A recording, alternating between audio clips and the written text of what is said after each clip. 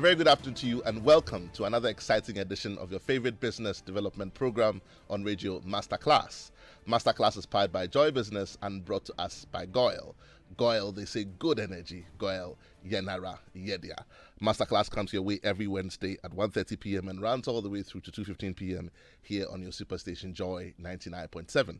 My name, as always, is Barnafo, and I'll be your host for the show today.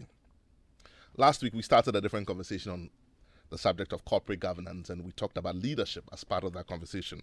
We had here with us in the studio Dr. Tete Dumanya, who took us through some introductory comments on corporate governance and leadership. Today, we're going into the area of corporate governance and finance, and we're going to be looking at the emphasis on financial decisions within the corporate governance setup. We're privileged to have Dr. Tete Dumanya back here in the studio with us. Doc, you're welcome back to the conversation. Thank you. Last week, we couldn't sort of finish all of the content that we had because there was so much to share and there was so much interaction when we got interactive. But hopefully we'll do a quick recap today, and then we'll go straight to the conversation today about corporate governance and finance. Corporate governance is one of those topics that we can never seem to exhaust, and whenever you start it, you always come up with different scenarios and different examples of what the best practice should be. I think what makes it even more exciting is that we're looking at what should be as guided by the New Companies Act and what really exists in other people's establishments and their companies, because it's work in progress for most people. At different stages of their development, different forms or models of corporate governance exists. I remember you were talking about the fact that in a small company that's within 1 to 2 years, the finance director would most probably also be the admin director, would also most probably be the head of human resources. Yeah. But at some point when you're 5 years and you're churning certain volumes of revenue, then you need to sort of begin to split those roles for emphasis, and because the size of the company has grown.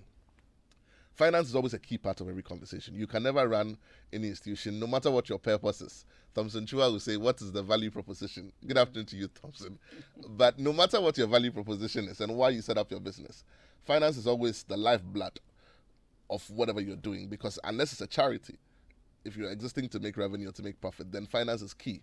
And the financial decisions that you make are also important. Share with us some thoughts today on the issue of finance and corporate governance and where the lines of responsibility and best practice should lie, if you wish. I mean, if you've just also tuned in, this is Masterclass here on the Superstation, Joy 99.7. We're also streaming live on Facebook. And again, Dr. Tete Dumanya has obliged us with some slides for those of us who like to take notes. So we'll also be streaming and projecting those slides as we go along. Doc, please talk to us. Thank you, Yao, and good afternoon to our viewers.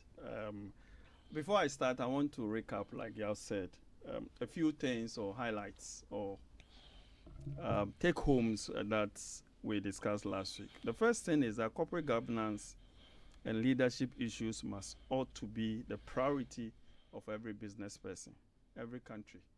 And it's something that we Africans, as a people, we must look to help us develop our businesses. Otherwise, the numerous conferences and all committees, government changing of this and that, and even selling state-owned enterprises will be useless.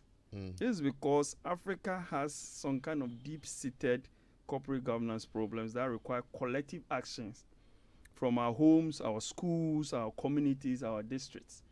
There are 3 things that we have to also know that every business is made up of. The first one is that it has its people, the personalities involved, which is the reflection of the company. The second one is the profession, the skill sets, and that's what I'm going to highlight, like Yao said from the beginning. The skill set is also very important in this direction. And the third one is the enterprise. And in structuring all these things, you must look at all these spheres. And let me preempt it that next week we are going to talk about corporate governance and the core competencies of entrepreneurs. That is the subject that we'll be talking about. And with that, I'll try to share a few thoughts on that. So we also said last week that effective leadership takes personal interest in the long-term development of its employees. And they use tact and social skills to encourage employees to achieve their best. So if you're a leader, like we said, like, it's not a nice thing you know. I have friends that anytime it comes to business, it's business. When we go outside the business, we can smile. But business is business. Sometimes they don't understand. They think that you are faces. So last week we concluded by saying that, look, if we practice corporate governance very well, we create system of rules and practices. Our business become ethical. We don't cut corners. and then it leads to financial viability. And then we can also preserve and strengthen stakeholders' confidence. There are people who have money they want to invest to the next phase of the business, but because they don't have confidence in the business, they will not say it because they have equity. But once we practice it and everything is transparent, remember last week we talked about the characteristics, then it gives them some kind of confidence. And the last one that we talk about is that it provides a foundation of high-performing organization. So this afternoon, I'm going to talk about corporate governance, like Yao said, and finance. And I will start by trying to define certain terms that is a bit misleading. The first one is the word finance. Finance in the broad term represents oversight, creation, study of money, management, banking, credit, investments, assets, liabilities, the processes of acquiring funds. But you cannot take that one away the concept of macro and microeconomics. And this is where corporate governance comes in. We are in this country where people say, I am finance director, but he doesn't have any economics in him. You can never be a finance director without economics. It's very, very important. So we see that we put accountants as a finance people. And accountants, by their nature, they are professionals who perform financial analysis. They are back office kind of thing. But of course, I'm not saying that if you're an accountant, you cannot do finance. If you learn a lot more economics in addition to your accounting, then you become a finance person. It's very, very important. Because finance, the umbrella of finance encompasses economics. Thank you. And one of the things that also fun, I'm saying here that about 80 to 85% of the people who work at the bank are not bankers. True. They are banking officers. True. Some people parade themselves that they are bankers. They have not even gotten any certificate to show that they haven't done the CIB. No, they have not. True. So then you see a banker also saying that I'm a finance person. Because the definition of a banker is different from finance. And the interesting thing is that some people also call them their investment bankers. Maybe they were registrars at the No, you register, you collect the date. I know a top man in this country in a high position who was a registrar in the Wall Street. But he comes here and they give him the accolade as an investment banker. You see, where the banks ends, that's where investment bank activity starts. And the serious problem we have in this country is that if you be called an investment banker, you go to the stock exchange and write that exam. But that's just an aspect of the wider conversation that we have to have. And the reason why we should be concerned about this is that people's skills, actions, and inaction reflect the working of a system of every business or every economy. Otherwise, we'll be putting a round peg in a square hole. And that is what we are doing here. Your corporate governance element should help you to know what kind of skill set I need for this job and who should qualify. And once you understand that in your interview, you look for certain characteristics. Remember, I started by saying that, look, you have to know the personality, you have to know the profession, and you have to know the enterprise. All these three must feed into the kind of things that... And like I said, you will see a finance director who doesn't even know the differences between economics and economy. We cannot suffice when we continue like this. But when we structure our corporate governance very well and we know who does what, then it is easy for us to know who should fit what kind of cap or hat. So the lack of financial system as a result of non-practicing of corporate governance. Let me just ask a quick question on the back of the comment you just made. Okay. For, let's say, the chairman of a board, who probably has utmost responsibility for the function of corporate governance within his institution or his area of responsibility, where should he look to? Should he look to benchmark data? Or should he look to professional bodies?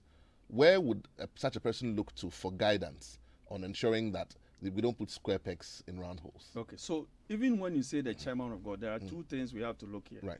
The first one is an executive chairman or just a chairman. If it's executive chairman, then that function comes in. Right.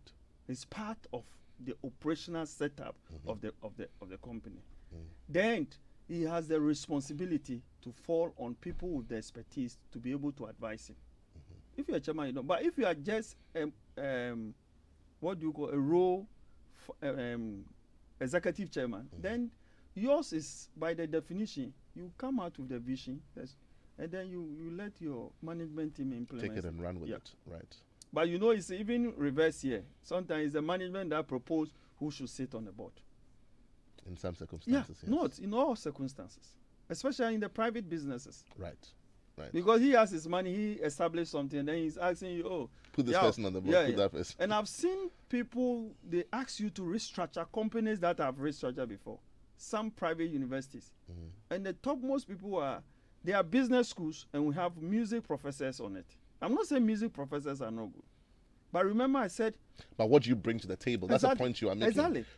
First of all, let me put it this way. What does a company or institution exist to do? What's the purpose? Yeah. Where are they going? What's the vision? Yeah. And then the people you put on the board must be able to contribute to that process. Exactly. So the question you ask is, what do you bring to the table? Nothing. And I guess that's the point that you're making. And these are some of the things I suggest that something like Ghana Tertiary, they should look at some of these things. Because you sit in certain boards and there's no substance.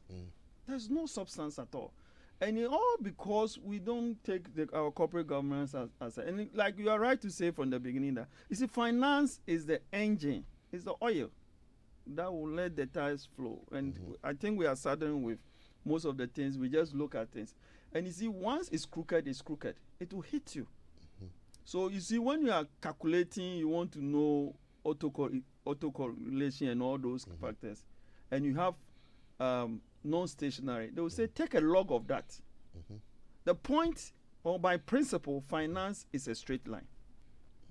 So whenever you are doing something and the story is becoming, and are you going for credit loan or something, the story is becoming crooked, then it means there is a problem. I had someone make the same statement in a different way once. He says that finance, like life, is a zero-sum game. So once you shift something from somewhere, there's going to be a vacuum created somewhere, and something must give at some point. And that's the point you're making, that if it's crooked, there will be... over time. Because the ripple effect will be seen. So like we are talking about the hardship, and these are not decisions we took last. The challenge again, because we don't want to observe, is that running business is not a static. It's dynamic. And it should be in such a way, the process must be in such a way that it will fit into the ecosystem. In the same way of running the economy. If you think that it's like you put the ball, the penalty, you score. No. There must be partners. There must be collaborators. And those collaborators must work to fit into the ecosystem that you operate in. And it's not just fit into it. It must also be relevant to the changing context, which is the environment. And that's the point that you made earlier. That the context is changing, the purpose is changing, everything is changing. So you must keep up. Otherwise, then you become obsolete. Fantastic. So you see, even biologically, we are saying that genes plus your genes plus the environment will form your phenotype. Isn't it? So the environment is what we are talking about. So even in business, when we are doing our SWOT analysis, we also do PESTEL. So no matter how smart, how good, and you are in a business in a particular area, and the environment is poison, you cannot go far. So both the environment and your business must coexist. That's true. And there must be a reflection. Whatever businesses. So you see, if you are doing analysis, technical and those things, we look at the aspect of your business, isn't it? And then we look at the aspect of the industry. And that is where we keep on emphasizing that corporate governance is very important. Now, the question is, what is the way forward? Sometimes we'll get sad, we'll do this, but the question, what is the way forward? Now, in the developed countries, they have changed the style. They are talking about environmental, social, and governance.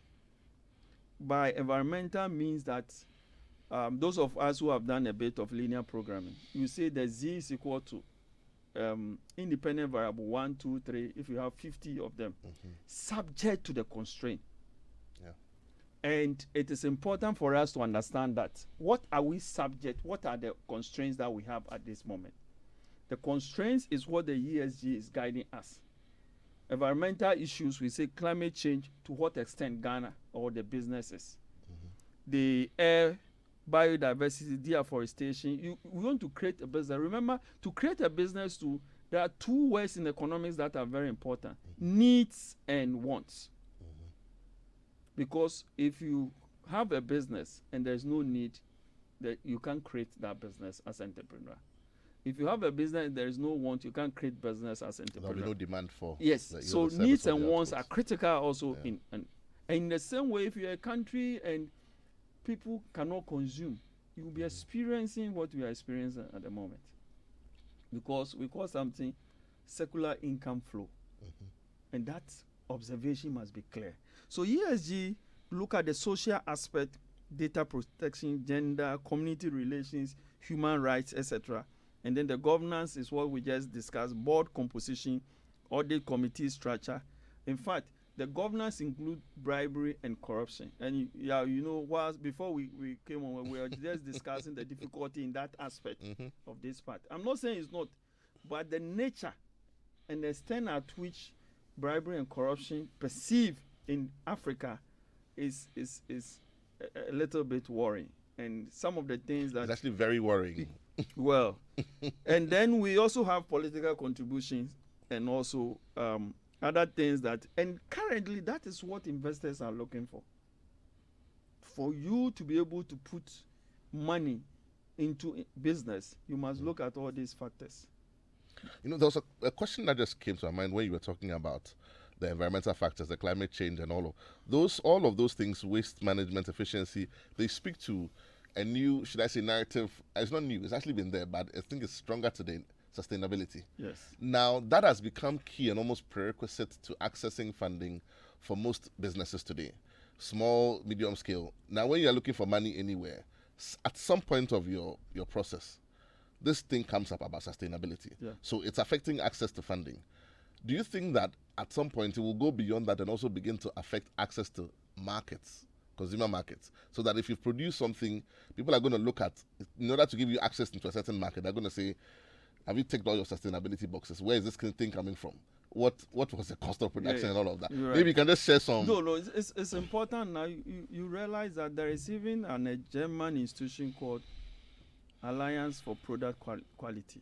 And the essence of this company is trying to help people in this part of the world to improve upon. Because there are certain products that when we send, they don't qualify. The standards are not there.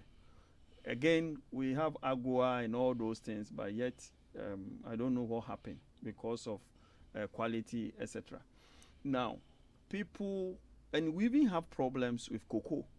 Remember, there was an issue that labor, child labor, because of that, some group are saying that They we will don't want consume. to. Exactly. So we're already there. Yeah. We're already there. And that is the new paradigm shift we must start talking about.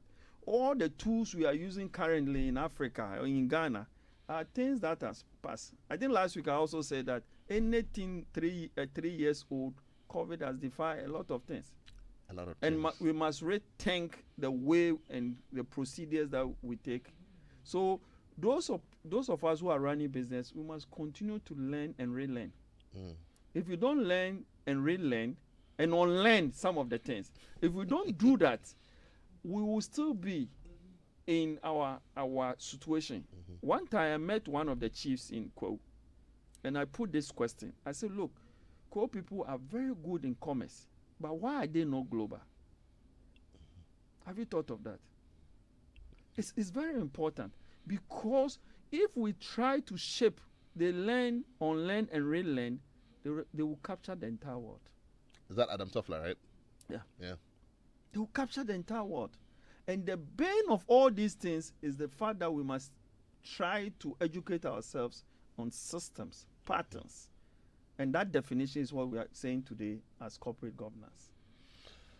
What would you say the learnings are from, I mean, I'm asking these questions just to shape the conversation, but what would you say the learnings are from, and benchmark information is always great because that's what data does. Yeah. What would you say the learnings are from, let's even say the sub-region and Africa as a whole, before we even go to Europe, on best practice corporate governance, where the conversation on sustainability is concerned? What are some of the things that a 1 to 3 year company or let's say a 3 to 5 year company can begin to do at their level on this conversation on sustainability? Is it the first? Because I'm sure people look at it and they think, listen, it's too far away from me. It's for the big players, it's for the big boys.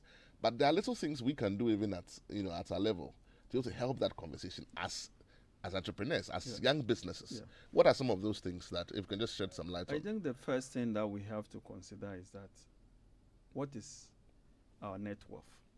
It's very important for every business. What net worth are you going to create? Now, the net worth there is just to say that your assets and liabilities. In other words, your strength and weaknesses. What is it that you are bringing on board? Because if you don't take care, like I said, needs and wants, and there's nobody in terms of market, you produce, but you will not go anywhere. So no matter how small or big, and the last week we also mentioned that it is right from the beginning. Once you get the vision and the mission, you must also know what kind of structure you put in place. Because you see, we have Tico, isn't it? We have buses, we have this. They are all transports.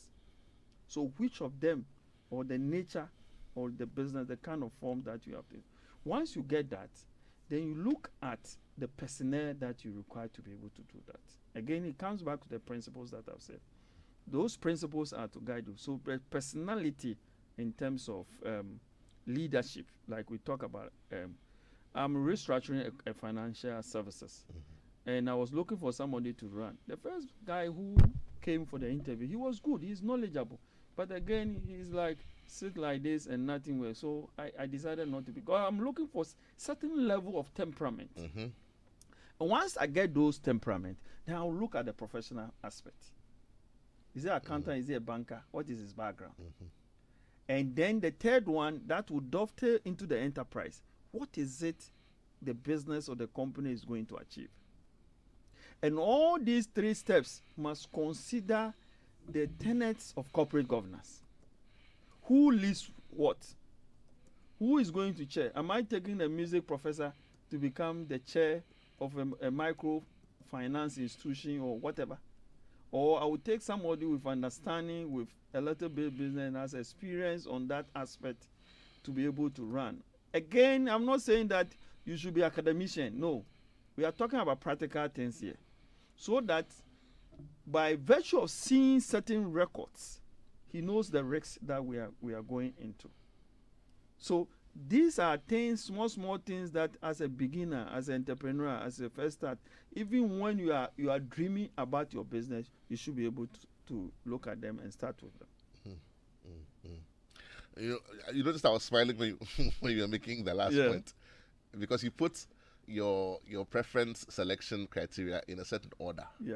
And you talked about temperament, and then you talked about professional competency, and then you talked about the third criteria. Is that to suggest, as a guide for my business owners who are listening, that, oftentimes we hear people say attitude is everything.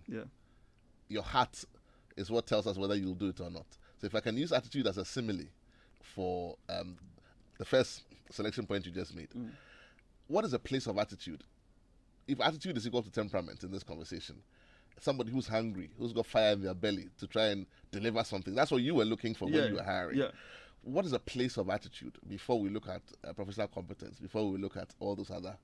I think the place of attitude should be number one. That's why I always place the people. Last week when we also said something very interesting, we are saying that people, purpose, processes, and performance.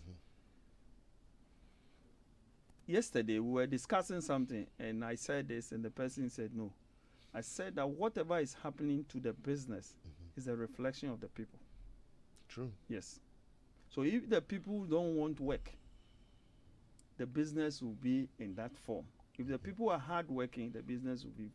Here, it doesn't really matter the professional skills. I get what you mean. It doesn't really matter. It's the attitude towards the business. Because you'll be highly skilled and you will not go to work early. You'll be highly skilled and then your customer can say, oh, clear off. And for that one, you will not get... Your issue resolution is bad. Your customer interaction is not on point. So you don't take feedback. Attitude is important. But the challenge we have here is that we are trained as Africans or as Ghanaians to be in white-collar jobs. majority of the people, and we'll discuss that next week, are not entrepreneurs. They are necessity or opportunity entrepreneurs.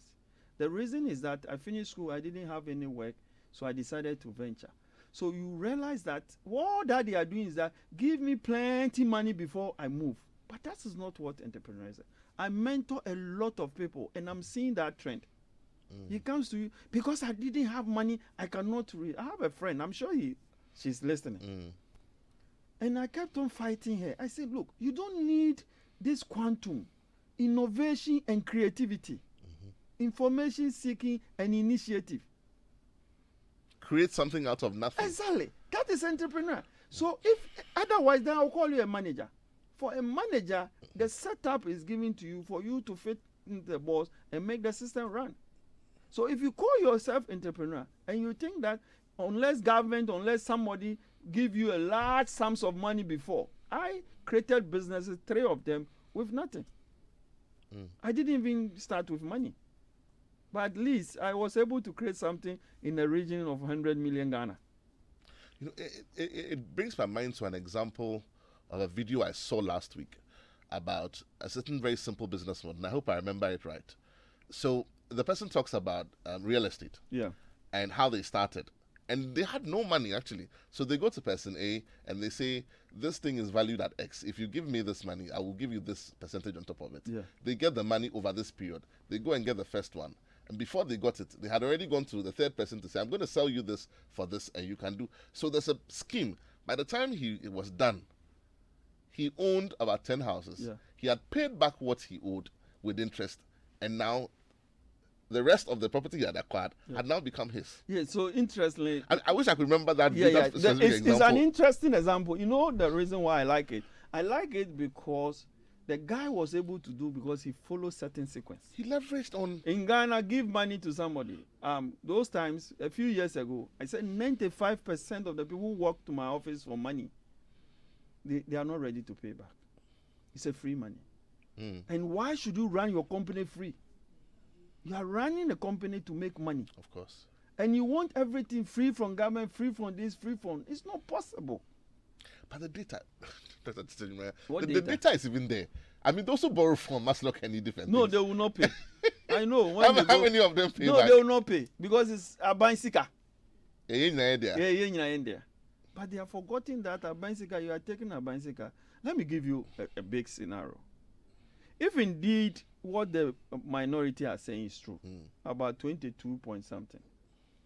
Now, technically, 1% of population, adult population, should be able to make this country successful.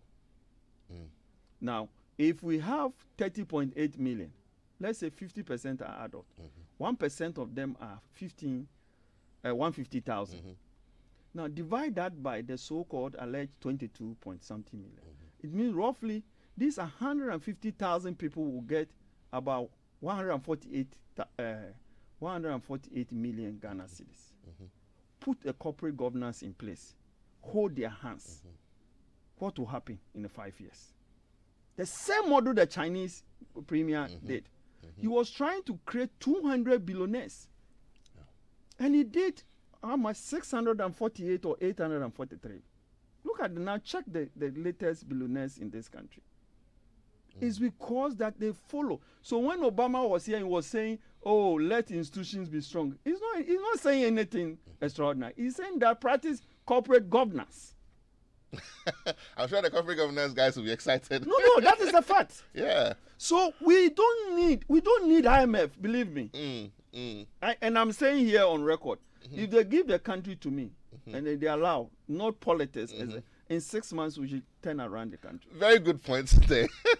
If you just this is Masterclass here on the Superstation. I'm here with Dr. Tete Dumanya. We're talking about corporate governance and leadership and finance. Today we're focusing on finance. Very interesting conversation here. We want you to be a part of it, but we'll get interactive right after we take a quick break right now. Your favorite on-air business development program, Joy Business Masterclass, is in session, and you can interact with us on Facebook via the Joy 99.7 FM or Joy Business pages. If you tweet, the handle is at Joy 997 FM or at Joy Business GH. Don't forget to hashtag JB Masterclass. You can also call us on 0302 216541 or send your questions and contributions through to the WhatsApp number 0551 111997, and our facilitators will address your concerns. Attention everyone, class is in progress. Welcome back. If you just tuned in, this is Masterclass here on your Superstation Joy 99.7. We're interactive right now. Numbers to call 0302 216 541, or you can also call us on 055 11997. That's 0302 216 541. Or you can also call us or send us a message on 055 11997. If you have any motor vehicle of any kind, Goyle has some wonderful news for you. Goyle, your oil marketing company of choice, keeps making life ever so convenient. Goyle now accepts Momo for all fuel purchases at key selected stations. Just remember to Momo it to Goyle. That's not all. You can also use your bank card to buy fuel at Goyle, and this is made possible by APSA. Goyle, good energy. Goyle, Yenara, Yedia. We're interactive right now. Pick up that phone. Give us a call. Corporate governance and finance, or corporate governance and leadership. What's your experience in your institution? We've been here in the studio talking to Dr. Tete Dumanya, who's sharing some wonderful and very fond and spirited thoughts with us. Numbers to call 0302 216 541. You can also call us on 055 11997. Doc, you were making a point earlier before my first caller comes through. And I think it's a very strong point that you make, that the blueprint is there, it's available, it's been done by other people. We don't need to reinvent the wheel. Not at all. But do you think that sometimes the difficulty... I have a caller on the line. Good afternoon, you're welcome to Masterclass. Your name and where you're calling from. Afternoon, my name is Lav, calling from Abelinkwe. Good afternoon, Lav. How is Abelinkwe this afternoon? Lav. Okay, talk to me, Lav. Yeah. Okay, today we are really enjoying the corporate governance and the lesson that we are getting. But it looked like our letter said that if they give him the Ghana, he can turn around in 6 months. That's the good news. But what people are he going to put in position to help him with that free heart he has to help the Ghana? Because this time around, anybody you give anything to do, they try to make themselves first before the vision. This is my contribution. Thank you. Thank you so much for calling. Before Doc comes in, though, I suppose that's the point that we're making, that it's not about individuals, but it's about all of us.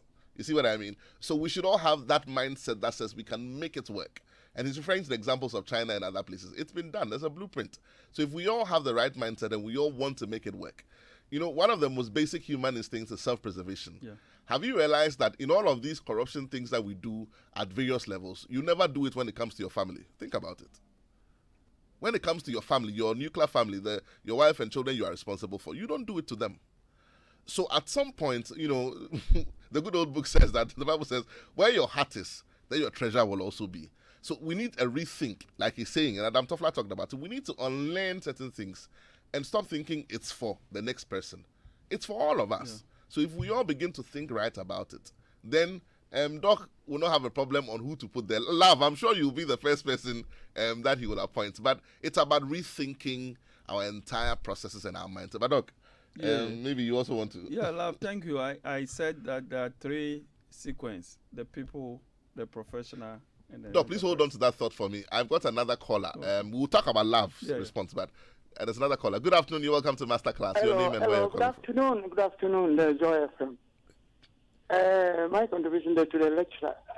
Sorry, I didn't get your name and where you're calling from, sir. Oh, my name is Francis. I'm calling from Japan. Thank you, Francis. Talk to me. Yeah, I think you should continue to emphasize with regards to corporate governance, the structure of our boards, and then the type of people who are placed there with regards to the knowledge and the ideas about the board they are supposed to govern or help. It looks as if there's so much political considerations when the members of boards are being selected. And so their concentration on the achievement, what they can do to turn over the board's objectives and vision their missions and vision is very limited in most cases. For continue to hammer for corporate governance is a very important area to emphasize structure and the composition of our boards. Thank you very much. Thank you so much, Francis. That was Francis from Japan. Thank you so much for reaching out to us. Doc, do you want to react to Lav quickly? Yes, so Lav, I said that people, profession or professionals, and then enterprise. So that's how I'm going to look at it. And I agree with you. He says that, well, you have to get people with like-minded. They say, how can two people work together unless they agree? So that's the principle that I'll use. Now, let me respond quickly to the Francis. Francis, yes. You see, probably, this is my personal view, we need to change the constitution somehow. Because, you see, the political parties kind of take the president hostage. The reason is that president is coming from. But once you become a president, you are for all of us. So you see that once somebody becomes a president, his party becomes much more powerful. But we must find a way to link it so that president with his good mind, with the principles that he campaigned, the people who voted for him, will not be like, I have to do something to please the party to win the next power. Once we link those principles, I think we are good to go. Right. Do I have another caller on the line? Okay. Right. Numbers to call again, 0302-216-541. Pick up that phone, give us a call. We're talking about corporate governance. What is the structure of governance in your institution? We're talking about the composition of boards. We haven't even gone into the liabilities and vicarious liability. We're talking about competence, and I think it's key. What is the composition of the board that you have? Did you put together your brother-in-law, your mother, somebody just because the company belongs to you?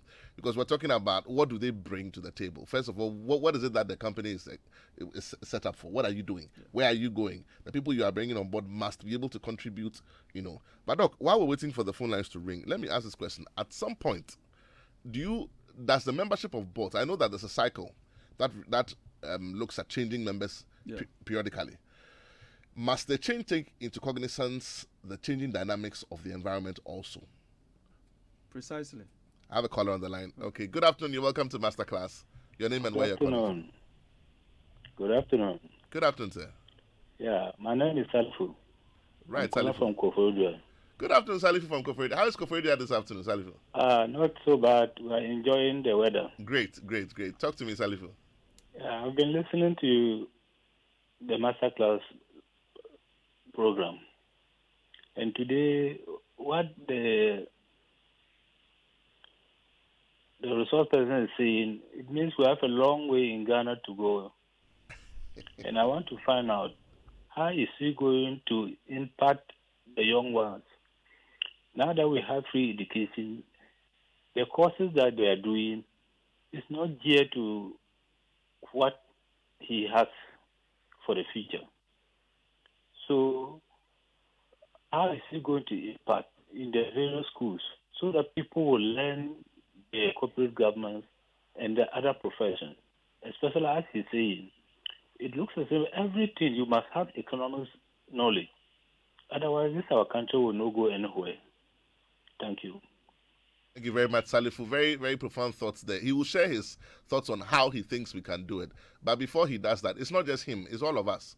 So the question should be, how are we going to do it? And we can only do it when we keep talking about it enough to the point where changes will begin to occur. That's what I think we should begin to do. Doc will react to that, but I have another caller on the line. Good afternoon. You're welcome to Masterclass. Your name and where you're calling from. Good afternoon. Good afternoon, sir. Your name and where you're calling from. Can you hear me? Yes, sir, I can. Go ahead, sir. Okay. I agree with what the man is saying. Sorry, I didn't get your name, sir. Ebo. Ebo, you're calling us from? Spintex. From Spintex. Ebo from Spintex. Yeah. Talk to us. I agree with what the man is saying. If we get radio stations like 5 only in this nation who are like Joy, we will mobilize the mind of the people. Now, you see, discerning listeners listen to Joy FM. So if we get just 5 radio stations, individual stations that behave and do things like Joy, we will change the mind of the people. Because if success will come, it depends on the head. So what the man is saying, when we change the constitution and everything, the question is, why do politicians rush to go to the seat? Even they don't care to even kill to go to the seat because of the constitution. It favors them so much, and the people suffer. So that is why they are not able to change the constitution. So when we get people like this, okay, I agree with him. You agree with him, right? Do you agree with him? I agree with him. Yes, I do. So you get people like this kind of mind to agree with such mind, and then we change this nation. Are you getting what I'm saying? I do. Yeah. I do. So I agree with the man. But it is going to be very hard, because the Bible even says, if you want to do the right thing, you will suffer persecution. Thank you. Thank you so much for calling us. Quick reaction to that, and then I think I think in the case of the Constitution that you mentioned before, the Constitution is over 30 years, if I'm not mistaken. And I said that anything that is 3 years older or 5 years older is obsolete. So even 3 years, because you see, like you asked the question, the dynamics are different. There's a continuously changing world. And the changing world, we must be able to do things to fit into the ecosystem. Yeah. You see, so we need to look at some of these things, and because we are living, you cannot say that the same strategy tactics when you were 2 years, you are going to use that when you get married or when you are working. It will not work. If that will not work, then we have to look at some of the things that we do. Yeah. The first person is asking. Already, I'm a member of Distinguished Scholars of Africa. As I speak, my president is in WBM Day Secondary School in Achimtafo. We are doing a program called iLiga. And what we are trying to do is to tell the secondary school their left and right as to what to do. We also mentor a number of businesses. Free, we don't take money. It's just like our small things that we do to let people understand that there is a way to do things better than we are doing or we are used to so many years ago. I also teach. And in you can ask my students. I really try to share my experiences. I'm a practical person. All these things that I'm saying, I've experienced them. I know what is a failure and what is success. I know what is money and what is poverty. I know how you can become a farmer and how you can become an investment banker. You have learned how to be abased and how to abound. You know, Salifu from Kofredia made a point that I think he's come to the realization suddenly that we have a long way to go. Salifu, don't despair. You see, because we are talking about it and you are hearing it, someone else is also talking about it, and there's a lot of effort. Richard Osei, Anim, good afternoon to you if you're listening. He also came here, we're talking about the new way of work. There are a lot of people talking about new things. If you watch TEDx, you watch the YouTube on the internet, there's a lot of effort gradually starting on the new way of looking at things. And gradually it will come to a head. At some point, it will begin to affect you.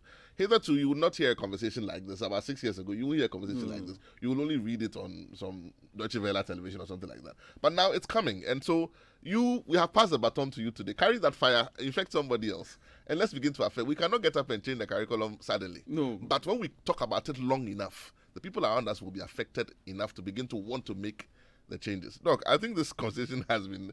I'm happy that you are back next week anyway. Yes, I'm back next week. You know, but what's our takeout from our conversation today? And we can quickly introduce our conversation for next week as well. All right. So before I go, once again I want to thank my boss. Yes. When I say my boss, is from Commodities Investment Ghana, Constance. I think he made this possible. Right. He has a sleepless night on this as to how we can take this conversation to other levels, and I'm sure he's working on the ground too. So, Constance, keep the good work. Thank you very much, Constance. And then I also want to thank Dominion University College. I'm with them at the moment, because I do consultancy. I do that, and I know my chairman and the president are listening. And it's interesting that these are the kind of things we are coming to establish for the graduate school. We want to do more of leadership, and I think the chairman is passionate on that. About it. On that note, I want to say that once again, we are trying to demonstrate that corporate governance is essential in our day-to-day life. Corporate governance in financial management is necessary for ensuring clear roles and responsibilities for your team, segregation of duties, and tight internal controls that can stand up to the test of time. So to allow organizations and countries to identify risks ahead of time, it is important to look at some of these things that we do. And that's why taking corporate governance seriously is something that we need to consider, even in our financial undertakings. And the current trend or the current paradigm shift is the ESG. If you don't know, we are available to help institutions and companies and governments. Because you see, once you're able to do that, as investment banker, I should be able to raise funds for you on the basis of that, because people will be interested in doing that. And it's not like we are always interested in criticizing. We also want to say the way it is, because other people have done it and they are being successful. And I always say this: when you go to Mauritius, what is there? It can take you 1 hour, 20 minutes to drive from south to north. But when it comes to financial things, so one, they find their position, their vision, their mission, and they position themselves in the global ecosystem, and that is why they are now enjoying the benefit. It doesn't take 1 day to do that. The ripple effects will take, in finance, it will take 4 to 5 years to see what you are seeing. So let us all come on board and see. And I'm sure there are institutions like Joy FM and other organizations that once we get them, they should be able to help us or support us to grow our business. What are we looking forward to in our conversation next week? Next week, we'll look at corporate governance and the core competencies of entrepreneur. I will try to talk about 10 core competencies and what corporate governance says about them, so that people who are starting businesses as entrepreneurs will see if they can practice those ones. Thank you so much. Dr. Tete Dumanya has been with us and shared some wonderful thoughts on us. Next week, by God's grace, we'll come your way again with another exciting edition of Masterclass. Thank you for staying with us, and see you soon.